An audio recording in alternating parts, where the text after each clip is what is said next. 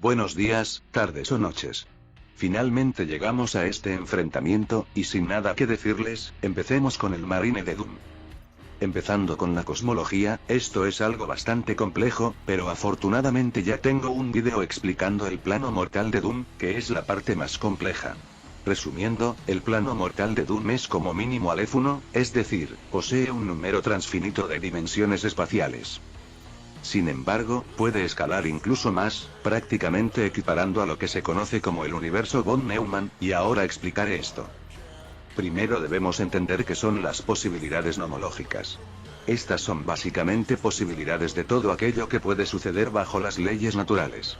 Ahora, esto significa que todo lo que pueda ocurrir dentro de las leyes físicas es efectivamente posible. Sin embargo, esta posibilidad puede abarcar mucho más, ya que si tomamos en cuenta que las leyes físicas naturales sean contingentes, estaríamos hablando de que las posibilidades nomológicas abarcarían toda posible forma en que el universo pudo haber sido, es decir, dado a que no es ilógico que el universo hubiera nacido con leyes físicas que requieran un espacio de 7 dimensiones, o más, entonces es posible, y cae bajo la posibilidad nomológica.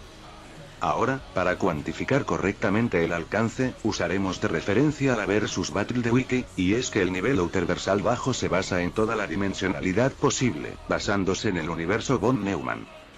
Ahora, Doom trabaja con posibilidades nomológicas debido a que justamente, abarca toda potencialidad, y los propios universos en sí nacen de estas potencialidades, y justamente, los universos varían sus leyes físicas, dado a que hay dimensiones superiores. Por lo que efectivamente, tenemos infinitas posibilidades nomológicas que trabajan con leyes físicas contingentes. Por lo que tenemos una variedad infinita de posibles configuraciones de leyes físicas en todo el multiverso. Ahora, vamos a argumentar cómo el plano mortal abarca toda la dimensionalidad concebible. Primero, consideremos la naturaleza contingente de las leyes físicas en el plano mortal de Doom. La contingencia de estas leyes implica que no son necesarias en un sentido absoluto. En lugar de eso, pueden variar de un universo a otro dentro del plano. Esto significa que cada universo en el plano mortal puede operar bajo un conjunto diferente de leyes físicas, lo cual es crucial para nuestra discusión, ya que esta variabilidad implica una variabilidad en la dimensionalidad de los universos. La dimensionalidad de un universo, es decir, el número de dimensiones espaciales que posee, es una propiedad que depende directamente de las leyes físicas que lo rigen. Si las leyes físicas permiten un espacio tridimensional, entonces ese universo será tridimensional. Sin embargo, si existen leyes físicas que permiten más o menos dimensiones, entonces esos universos con diferente número de dimensiones también son posibles. Esta idea es central para nuestra conclusión porque demuestra que la dimensionalidad no es fija, sino que está determinada por las leyes físicas, que a su vez son contingentes. El plano mortal de Doom tiene una característica fundamental. Abarca todas las posibilidades nomológicas, es decir, todas las configuraciones de la realidad que son posibles bajo algún conjunto coherente de leyes físicas. Este principio de exhaustividad nomológica asegura que cualquier configuración de leyes físicas que pueda permitir la existencia de un universo con un determinado número de dimensiones espaciales debe existir dentro del plano mortal. Ahora, si aceptamos que existen configuraciones de leyes físicas que permiten cualquier número de dimensiones espaciales, desde un universo con una sola dimensión hasta universos con infinitas dimensiones, y dado que el plano mortal de Doom incluye todas estas posibilidades, llegamos a la conclusión de que el plano mortal abarca toda la dimensionalidad posible. Es decir, dentro del plano mortal de Doom, existen universos que manifiestan cualquier número de dimensiones, desde las más simples hasta las más complejas, dependiendo de las leyes físicas que rigen en cada caso. Así, la argumentación completa y justificada nos lleva a concluir que, dado que las leyes físicas son contingentes y permiten diversas configuraciones dimensionales, y dado que el plano mortal de Doom incluye todas las posibilidades nomológicas, el plano mortal necesariamente abarca toda la dimensionalidad posible. Así que sí, el mero plano mortal de Doom ya es universal bajo. Pero bueno, ahora pasemos al tema de la metafísica en Doom, empezando por el concepto del anima mundi, también llamado alma del mundo, que básicamente se basa en un alma que abarca todo el universo en sí, impregnando a este de significado, leyes, etc. Como pueden ver en pantalla, el alma en Doom abarca los aspectos de la naturaleza esencial del propio ser en sí mismo, ya sea su vitalidad, siendo la sustancia de la vida, abarcando la memoria, inteligencia y voluntad, hasta la naturaleza esencial. Esto significa que el alma en Doom abarca todas las propias características del ser. Ahora, esto es relevante, porque el infierno en sí trasciende al universo, lo cual implica superar ontológicamente al propio espacio y tiempo, teniendo una superioridad cualitativa sobre este, entrando directamente en la categoría outerversal estándar. Para reforzar este punto, en pantalla verán varias instancias que dejan en claro que el infierno trasciende al espacio y el tiempo, además de una explicación de por qué el scan típicamente usado para darle outerversal, se refiere al término dimensión de manera conceptual. Y como una última cosa para reforzar el punto, tenemos la prueba por contradicción, y con esto me refiero al siguiente planteamiento. Dado a que como pueden ver, el infierno es totalmente sin forma y atemporal, significa que carece de toda forma de espacio y tiempo, pues algo o es, o no es, en base al principio del tercer excluido. Dado a que el infierno no es, entonces no se le puede asignar ninguna dimensionalidad, dado a que esta última siempre depende de alguna variación del espacio o del tiempo. Entonces, dado a que como mostré antes, el infierno tiene superioridad, entonces está por encima de toda instancia del espacio y el tiempo. Ahora, pasemos con lo siguiente, el vacío. Básicamente, la nada es la primera creación de Davot, aquello que precede a absolutamente todo. Esto es muy relevante para lo que pronto será el escalado de Davot, y es que dado a que como vimos antes, el universo posee un alma, la cual evidentemente fue creada por Davot, y esta abarca la naturaleza esencial, y en sí abarca todas las cosas, significa que el vacío en sí mismo es totalmente carente de cualquier esencia, es el no ser, la más pura negación del ser, no es que sea meramente algo sin espacio o tiempo, o sin conceptos, es que directamente no se le puede definir o decir como absolutamente nada. Por lo que sí, el vacío en sí, realmente no escala a nada, pues no posee características. Pero aquí entra lo relevante, Davot. Él sí posee una esencia, porque él es. Sin embargo, él precede incluso al vacío, es decir, precede incluso a la ausencia de esencia. Por lo tanto, ninguna esencia conforma de Davot, él no puede poseer partes ni estar conformado por nada. Esto se refuerza cuando vemos que él no tiene ni forma ni edad, demostrando de esta forma que él, pese a existir, tampoco posee ninguna característica. Para entender esto, debemos entender la simplicidad divina, que es el tier 0 en Versus Battle de Wiki. Básicamente es algo cuya esencia es igual a su existencia, su pura esencia es meramente existir, siendo un ser necesario, que está formado por nada, simplemente es. Esto aplica a Davot perfectamente, y es la única forma de explicar su esencia. Bien, finalmente, ya hemos terminado de repasar la cosmología y el escalamiento con Davot en base a simplicidad divina, y el argumento outerversal para el infierno.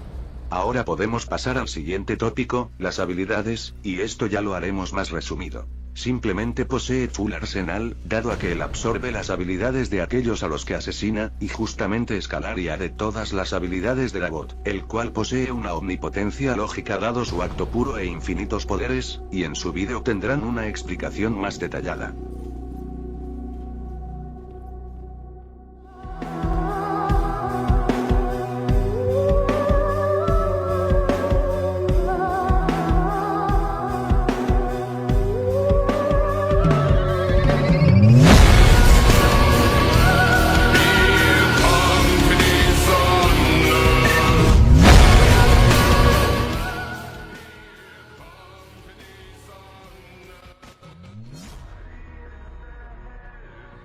Ahora, pasando al emperador de la humanidad, de entrada, el emperador escala del dragón del vacío, por lo que mínimo escalaría entre hiperversal alto a outerversal, y justamente ya expliqué su escala en mi vídeo anterior. También el emperador pudo quemar la telaraña, un lugar hiperespacial fuera del espacio y el tiempo que serpentea entre en medio del Inmaterium y el Materium. Pero vayamos ya con lo fuerte, y es que el emperador escala con los 4 dioses del caos. De hecho, como el rey oscuro él sería capaz de acabar con toda la cosmología, excepto por el potencial. Y prácticamente a través de Guilliman pudo quemar a Nurgle, afectando a este mismo. Y ahora sí, se viene el mucho texto gente, los dioses del caos literalmente son puro vacío aetérico, y el emperador escala a su nivel, por lo que el emperador escala al nivel de este mismo. Para comprender el vacío aetérico debemos conocer la teología negativa, la cual básicamente cuenta que Dios escapa del lenguaje, debido a que es incognoscible e incomprensible por lo trascendental que es. Ahora, como pueden ver en las siguientes scans, el Aetir encaja perfectamente en lo que es la teología apofática, y eso lo argumentaré ahora. En los primeros párrafos se menciona que el Aetir puede ser visto como un estado donde absolutamente todo, concebible o no, es posible, pero no necesariamente probable. Aquí se introduce una clave fundamental. El Aetir es potencial, no actual. La diferencia entre potencialidad y actualidad es crucial porque el Aetir, en su esencia, no es ninguna manifestación específica. Más bien, es la fuente desde la cual estas manifestaciones emergen. Es un manantial de toda posibilidad, lo que significa que, en su estado puro, el Aetir no está atado a ninguna definición concreta. Este carácter potencial y no definido se refuerza en la sección que explica cómo el Aetir carece de cualquier dimensión, masa o energía mensurable propia. Es, en otras palabras, una realidad que no puede ser capturada por los marcos conceptuales que usamos para describir el mundo físico. El hecho de que lo abstracto, debatible o insustancial sea más definido que el Aetir sugiere que cualquier cosa que posea alguna forma de concreción es más realizable o definida que el Aetir mismo. Aquí radica el corazón del argumento apofático. Si cualquier cosa concreta o concebible es más definida que el Aetir, entonces este último solo puede entenderse mediante la negación de lo que no es. Cuando se dice que el Aetir es el vacío, se está subrayando su carácter apofático. Es un elemento intangible, sin forma o sustancia cuantificable. Este vacío no es ausencia en el sentido estricto, sino un espacio de posibilidad infinita. Así, el Aetir no puede ser descrito por afirmaciones positivas porque éstas lo limitarían. Cualquier definición concreta lo reduciría a una parte del todo, mientras que su verdadera naturaleza es ser el fundamento ilimitado de todo. En la cita sobre los momentos antes del principio, se describe cómo antes de la existencia de cualquier cosa concreta, había un potencial infinito donde, en ausencia de todo, todo era posible. Este punto es vital para la comprensión apofática del Aetir. Al no ser nada en específico, pero al mismo tiempo tener la capacidad de ser cualquier cosa, el Aetir escapa a cualquier definición concreta. Es el sustrato de todas las realidades posibles, pero no es ninguna de ellas en particular. La progresión que sigue en el texto donde el tiempo, la materia y la dimensión se desarrollan a partir de este potencial muestra cómo todo lo que existe concretamente es una realización parcial y limitada de lo que el Aetir es en su estado puro. El Aetir, entonces, no es ninguna de estas manifestaciones, sino el potencial indefinido que las precede y las hace posibles. Se menciona cómo la vida genera percepción, la percepción genera conciencia, y la conciencia genera inteligencia, que a su vez engendra concepción. Este proceso muestra una gradación desde lo indefinido hacia lo definido, lo cual refuerza la idea de que el Aetir, al no estar atado a ninguna de estas realidades específicas, es por naturaleza apofático. Solo a medida que las cosas se concretan, a medida que el potencial se realiza, se vuelven susceptibles de definición, alejándose así de la verdadera naturaleza del Aetir. El scan también señala que, dentro del potencial infinito de lo no realizado, surgen concepciones y paradigmas.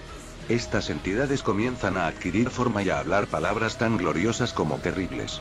Este proceso subraya cómo las definiciones y concreciones son, de nuevo, solo realizaciones parciales del Aetir.